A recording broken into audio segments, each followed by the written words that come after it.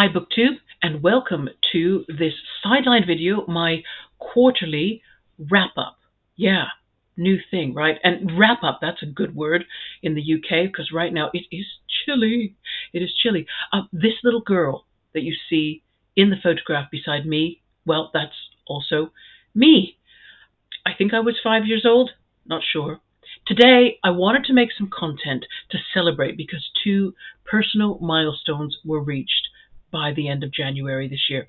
In January 2024, I turned 60, which, may I say, does not feel the way I used to think 60 would feel, when I used to imagine getting to 60. Okay, that wasn't often, but 60 doesn't seem to mean what it used to. Social media deserves some credit for that. I think it depends how you use it, but I think it keeps on challenging your opinions. I think it exposes the mind to new things. I think it makes sure that you keep mixed company, right? So in that way, I think 60 doesn't seem to mean what it used to in a good way.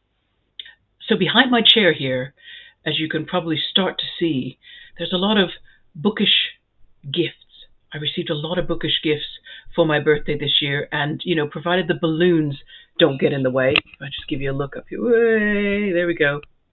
And cards and other things going on there. Let's go right up top. You can see that. There we go.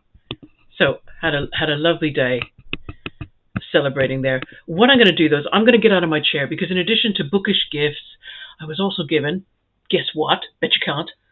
Real books.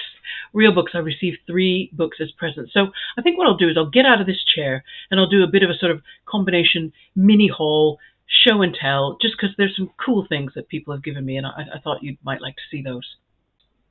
Okay, so we'll start with the books. So we're just going to move.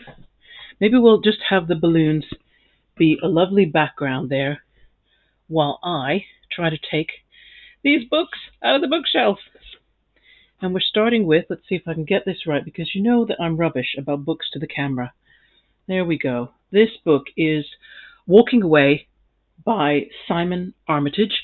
Simon Armitage is the current professor of poetry at Oxford University.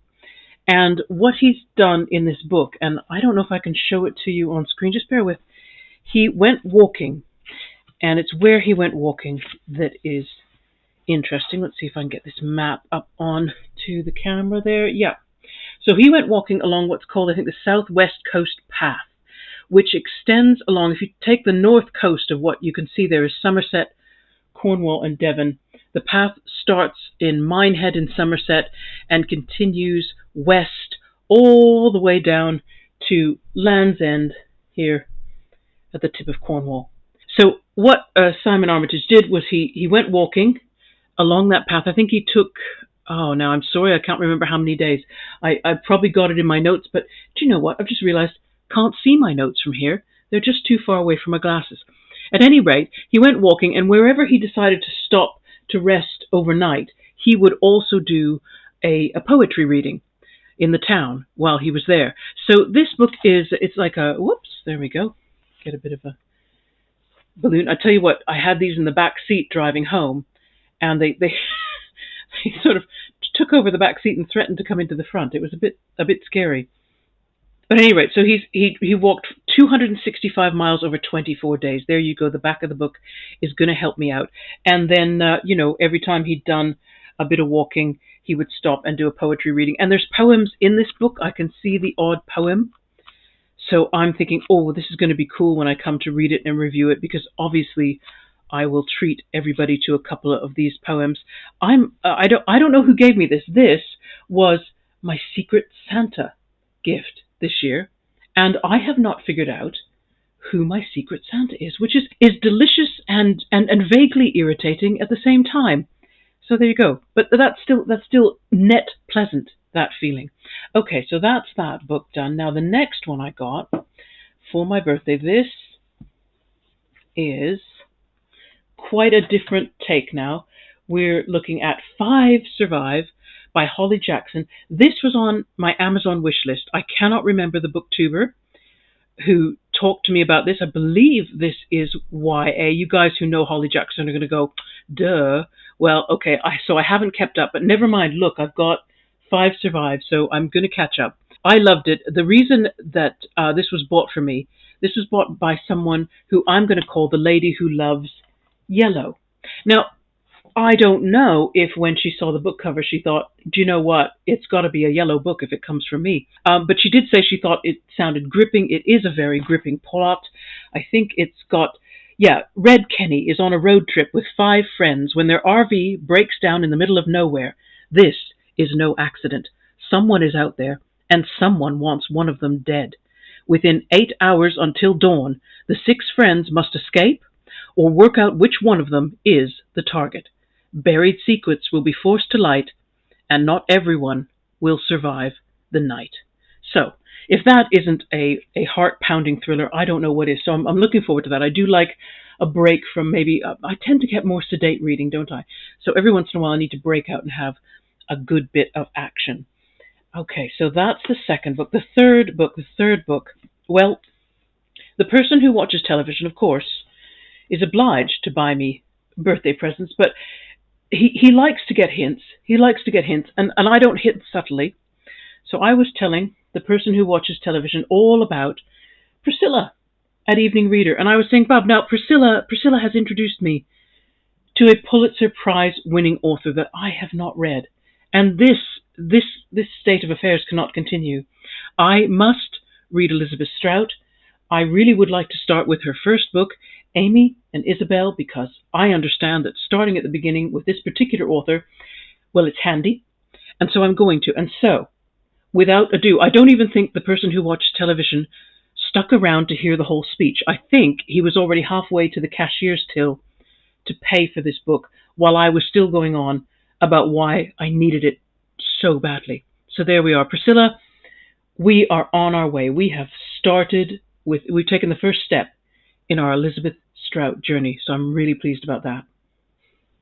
Okay, so here we are, back in the chair, because those are the books sorted, covered, but I just have a couple of other things that I think they're a little bit bookish, so I've got to show them off, okay? First of all, these are the gifts from what I'll call my number one Scorpio. Who knows who she is, okay?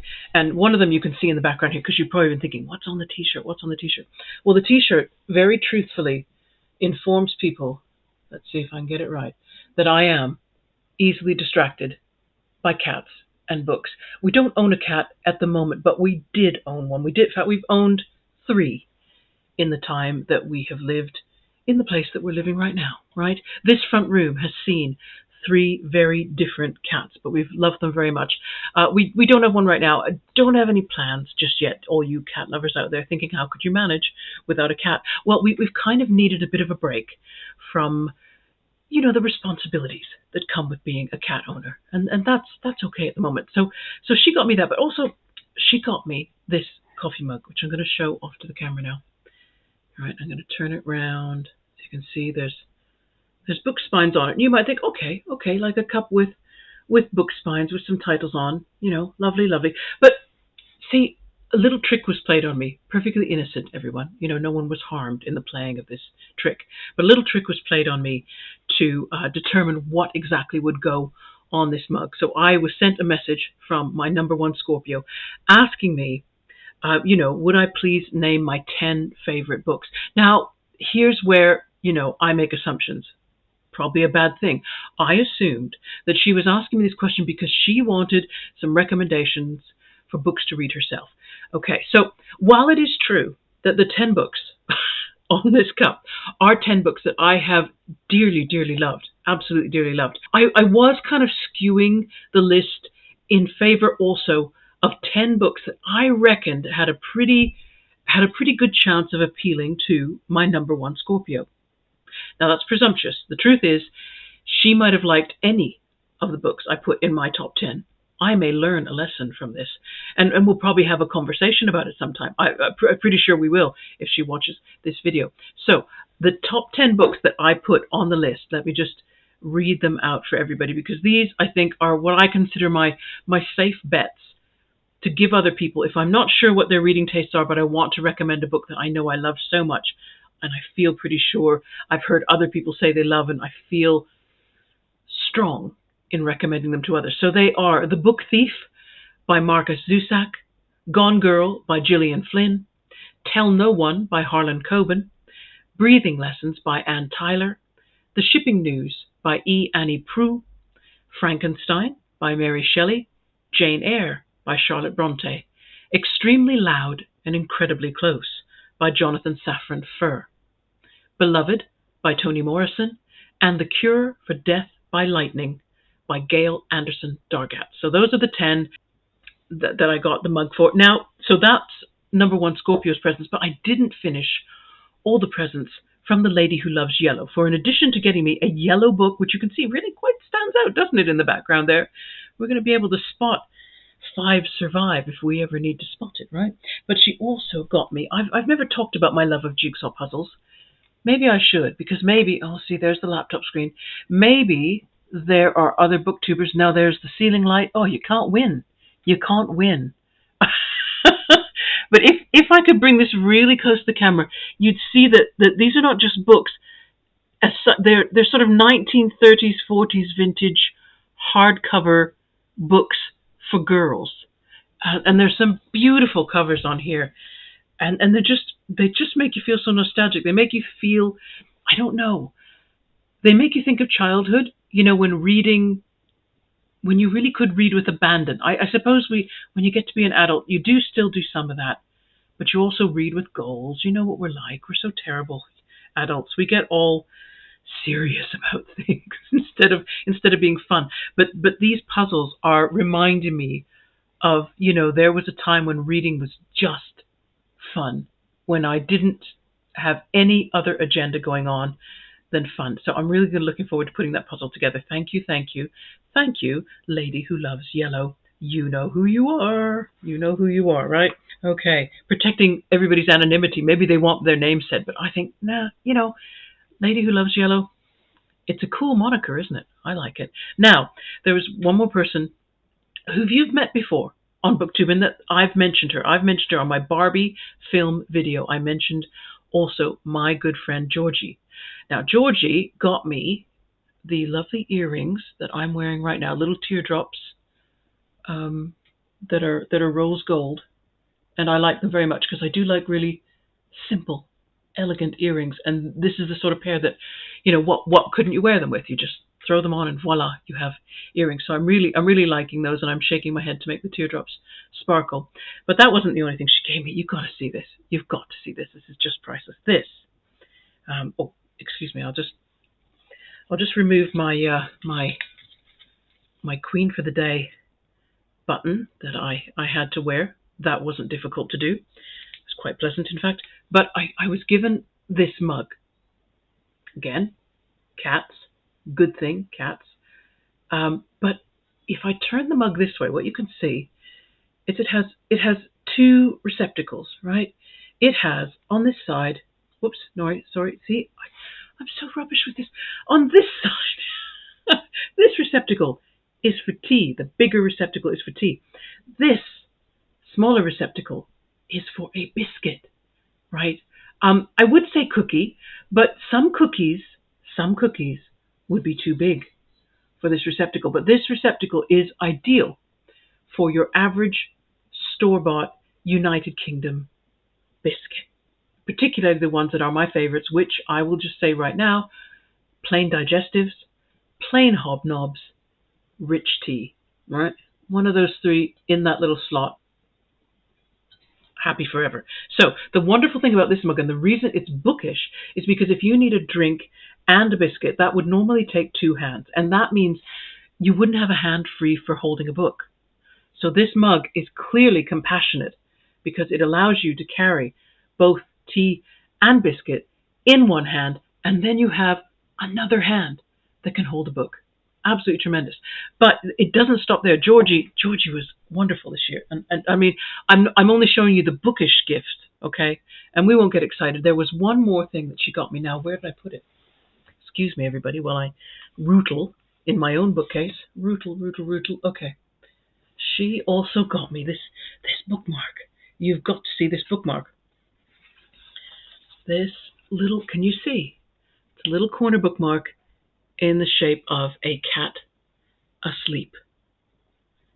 I was so thrilled by that. And then when you close the book, you see it just looks like a circle. You can't really tell what it is. There we go. So that's my birthday haul. So excited. It was fantastic. Absolutely fantastic.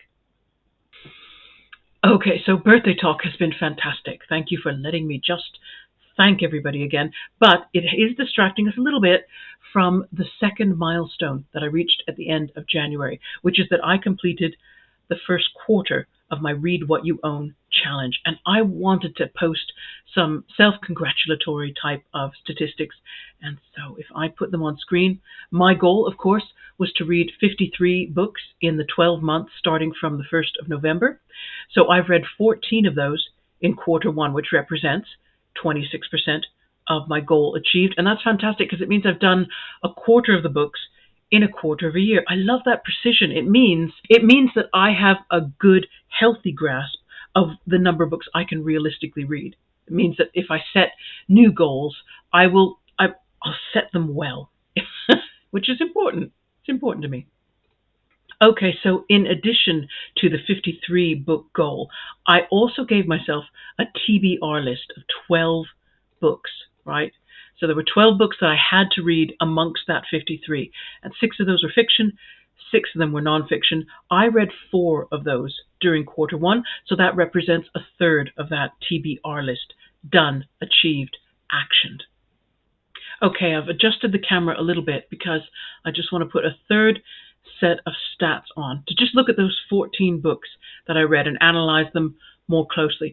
So of the whole, there were 9 print books and 5 ebooks. I think that's a good balance. I always prefer a few more print.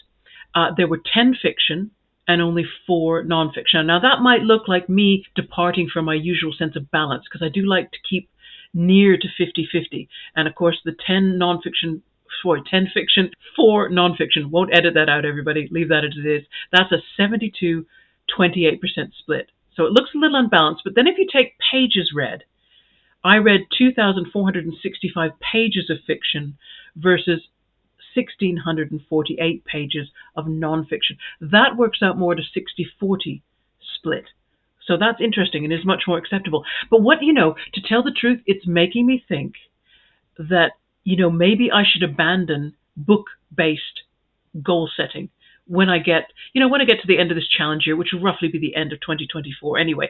Maybe in 2025, if I'm thinking about any kind of goals, maybe that should be based on pages read. And the reason I say that is because it would get rid of the temptation, and I know I've seen other Booktube creators talk about struggling with this, the temptation to avoid reading longer books. Why? Because they drag down your numbers, don't they?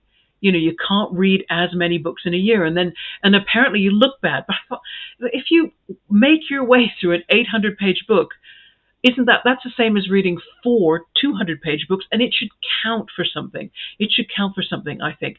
So I'm going to use my 2024 page count, and I'm going to use that as a benchmark. So if I do set goals in 2025, I'm going to worry less about how many books I read, and I'm going to worry more about how many pages I read. So I don't cheat myself out of the benefit of some of those longer books, particularly longer nonfiction, because that was what skewed things here. Was I read things like Natasha's Dance and Neurotribes, and they were longer books. They had more pages in them, but I'm really glad I read them. They were both extremely helpful, and I don't want to turn down longer books for fear of not making my reading goal total. I'm going to leave all this unedited. I think you guys, just so you know, sometimes I should perhaps just stop over-editing. But that's it, everybody. I just wanted to, talk you through what the quarter's been like. Shout out to the people who gave me presents, obviously, because who wouldn't? I hope you guys also enjoy really good birthdays in 2024, and I hope you're making good progress with your reading goals. Take care, everybody. See you again soon. Bye-bye.